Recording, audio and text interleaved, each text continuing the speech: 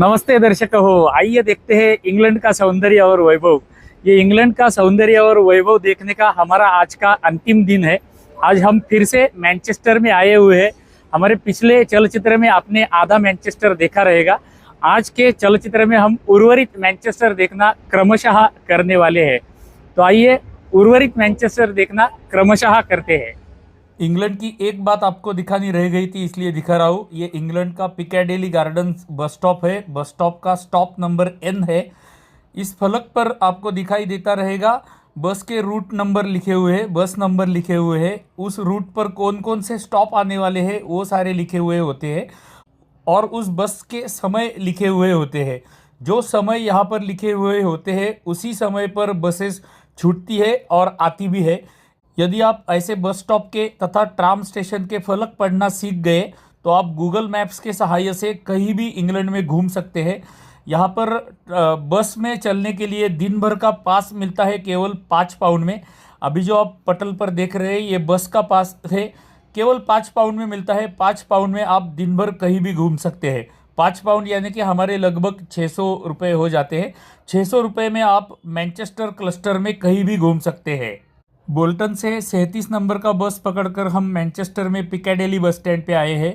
यहाँ पर हमें बस बदलकर 147 नंबर की बस से डर्बी रोड जाना है। डर्बी रोड के परिसर में एक हमारा हिंदू राधा कृष्ण मंदिर है, वो देखने के लिए अभी हम जा रहे हैं।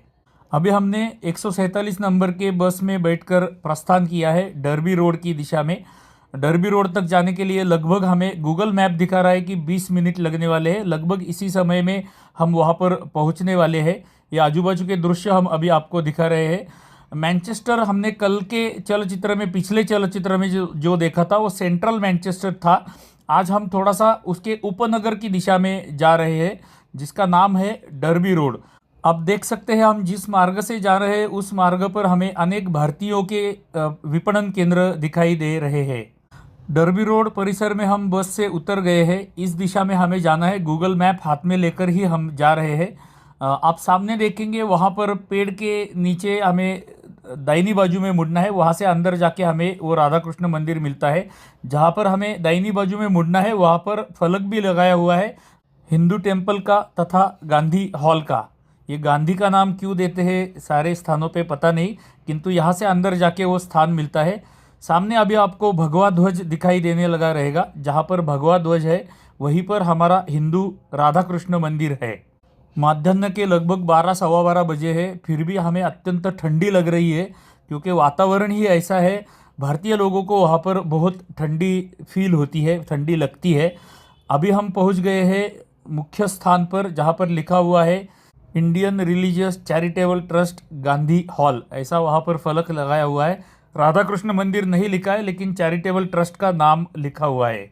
दुर्भाग्य से हमें यहाँ पर आने के पश्चात पता चला कि मंदिर के दर्शन का समय प्रातःकाल में 9:30 बजे से 11:30 बजे तक ही होता है। शाम को 5:30 से 7:30 बजे होता है और इतवार के दिन, संडे के दिन केवल प्रातःकाल में दर्शन समय होता है।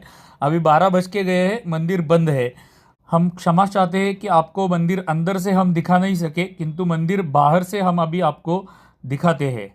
अभी जो आप पटल पर देख रहे हैं ये मंदिर का मुख्य प्रवेश द्वार है। हमने जो फलक पढ़ा था वो फलक यहाँ पर इस दिशा में है और वो नीले रंग का आपको द्वार दिख रहा है, वहाँ से मंदिर में प्रवेश करने के लिए स्थान है।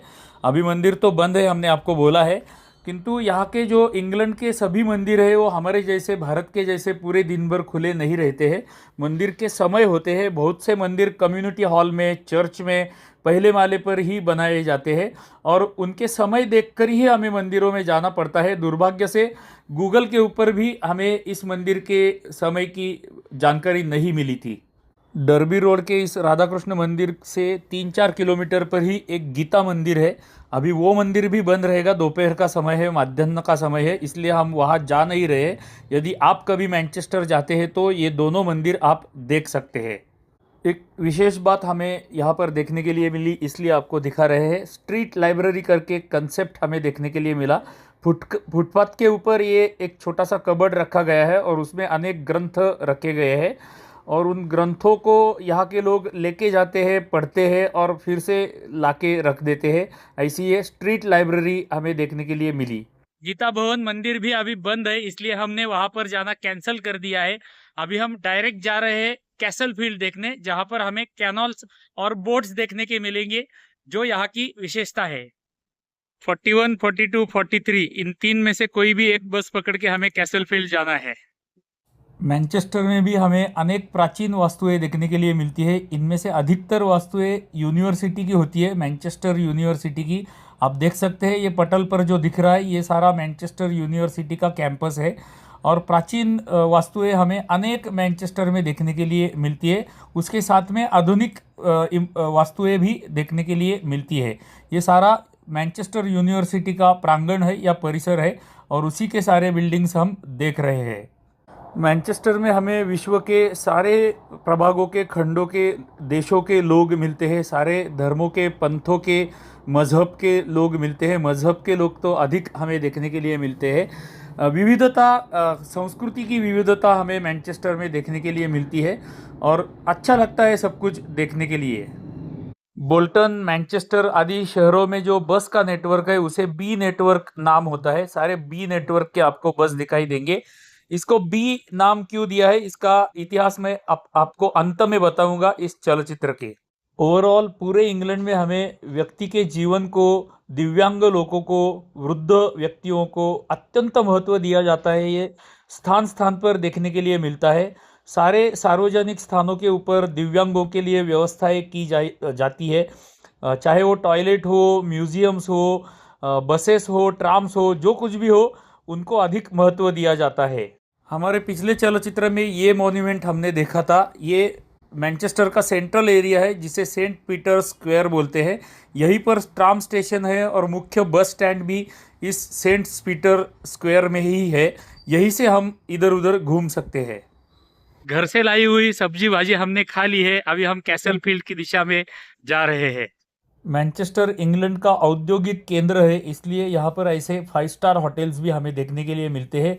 मिडलैंड होटल नाम का एक 5 स्टार होटल हमें देखने के लिए मिला। इंग्लैंड के किसी भी छोटे या बड़े गांव में आप जाइए, वहाँ पर आपको ऐसे स्टैच्यूज, मॉन्यूमेंट्स देखने के लिए मिलते हैं। प्रत्येक ग्राम में मिलते हैं। इस ऊंची वास्तु में 23वें माले पर एक कॉकटेल बार है। धनवान लोग यहाँ पर मद्य प्राशन का तथा जीवन का आनंद लेने के लिए आते रहते हैं। यह यहाँ की विशेषता है। इंग्लैंड में किसी भी ग्राम में आप जाएंगे तो आपको वहाँ पर ऐतिहासिकता तथा आधुनिकता दोनों का संगम देखने के लिए मिलता है। सामने आप देख सकते हैं आधुनिकता भी दिख रही है और ऐतिहासिकता भी दिख रही है। यह ऐतिहासिक वास्तुएं यहाँ पर है, और सामने हमें आधुनिक वास्तुएं देखने के लिए मिल रही है। विश्व भर से पर्यटक तथा उद्योजक या व्यावसायिक लोग मैनचेस्टर में आते रहते हैं, इसलिए मैनचेस्टर में हमें सारे पद्धति का खाना मिलता है। भारतीय तो है ही, जापानीज, चाइनीज़, कॉन्टिनेंटल, मैक्सिकन, सारे पद्धति का खाना हमें उपलब्ध होता है। मैनचेस्टर की आधुनिकता मैं आपको दिखाता हूँ। ये ऊंची वास्तु आप देख लीजिए, नीचे से ऊपर तक मैं आपको दिखा रहा हूँ। बहुत ऊंची वास्तु है और पूरी कांच की ये बिल्डिंग बनाई गई है। अत्यंत सुंदर लगता है। आधुनिक विश्व में हम आए हैं, ऐसा यहाँ पर आकर हमें प्रतीत होता है। अभी हम धीरे धीरे चलते चलते कैसल फील्ड की दिशा में जा रहे हैं। वहाँ पर आपको सामने जो सेतु दिखाई दे रहा है, उस सेतु के आगे वो साइड में कैसल फील्ड है।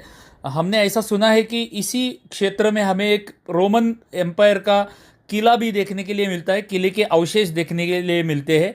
अभी जो आपको शुभ्र वर्ण की तथा काले रंग की भित्ति दिख रही है, वो किले के अवशेष है। रोमन एम्पायर के कालावधि का प्राचीन किला यहाँ पर था, ऐसे लोग बोलते हैं, और उसके ये अवशेष अभी हम पटल पर देख रहे हैं। अभी जो आप देख रहे हैं ये सब कैसल फील्ड का एरिया है। इस कैसल फील्ड के एरिया में 2 कैनल है, बड़े बड़े आकार के कैनल है, ऐसा लोग बोलते हैं। ये कैनलों को ऐतिहासिक महत्व है, क्योंकि व्यापार पूर्व कालावधि में यहाँ से इन कैनल से होता था, और उस कैनल्स के आजू बाजू में हमें रेस्टोरेंट्स देखने के लिए मिलते हैं, ऐसा हमने सुना है। अभी आपको सामने जो दिखाई दे रही है कैसल फील्ड गैलरी है। ये भी देखने के लिए अनेक पर्यटक विश्व भर से यहाँ पर आते रहते हैं। हम आगे आगे जा रहे हैं। कैसल फील्ड का पूरा एरिया है। कैनल तो अभी तक हमें दिखाई नहीं दी है। मैप पे तो दिखा रहा है कि हमारे राइट साइड में कैनल है, किंतु आगे जाके हमें देखना पड़ेगा कहाँ पर वो कैनल्स है। 150-200 वर्ष पहले के कालावधि में यहाँ से उन कैनल से बोट्स चलते थे, और व्यापार के बोट जो होते थे वो उन कैनल से जाते थे और 2 कैनल्स एक स्थान पर मिलने वाला ये स्थान है, इसलिए इसको व्यापारी दृष्टि से अत्यंत महत्व था। इस सेतु के नीचे वाले मार्ग से हम एक स्थान पर पहुंच गए। यहाँ पर हमें एक बड़ा कैनल दिखाई दिया। ऊपर तो सेतु बनाया गया है, आधुनिक सेतु लगता है ये, आधुनिक यानी कि 100 वर्ष पूरा प्राचीन सेतु रहेगा।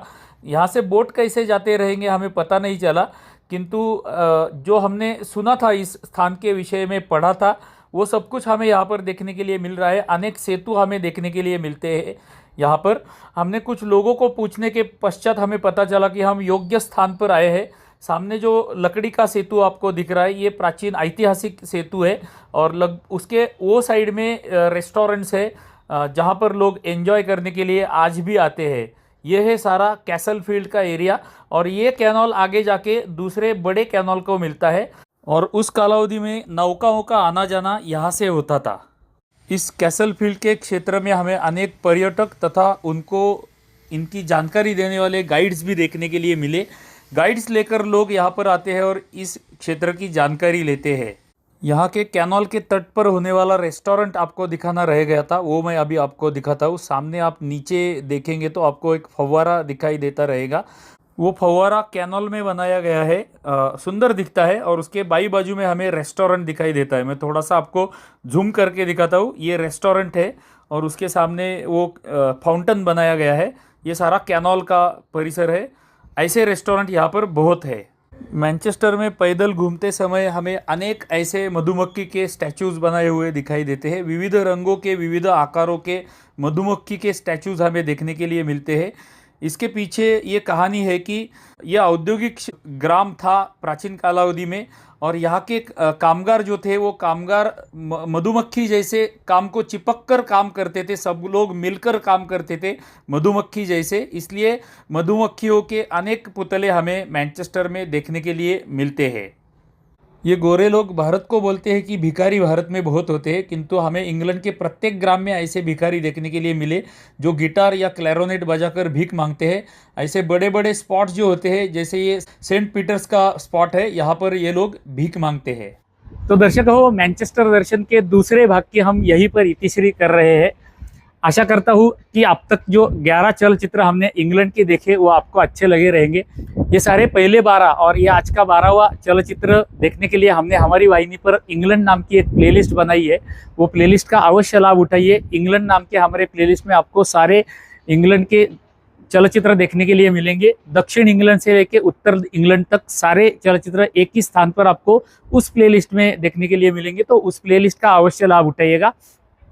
हमारी दूसरी नित्य प्रार्थना आपसे रहती है कि कृपया हमारे प्रत्येक चलचित्र को लाइक किया कीजिएगा। एक छोटी सी टिप्पणी प्रत्येक चलचित्र को अवश्य करते रहिएगा, उसका हमें लाभ होता है। यदि हमारे चलचित्र आप अमेरिकन यूट्यूब पर देख रहे हैं तो हमारी वाहिनी को सब्सक्राइब कर दीजिए, ये हृदयपूर्वक प्रार्थना है। चलिए तो अगले चलचित्र में मिलते हैं हमारे भारत के किसी प्राचीन मंदिर में। तब तक के लिए आप सभी को धन्यवाद, धन्यवाद, धन्यवाद।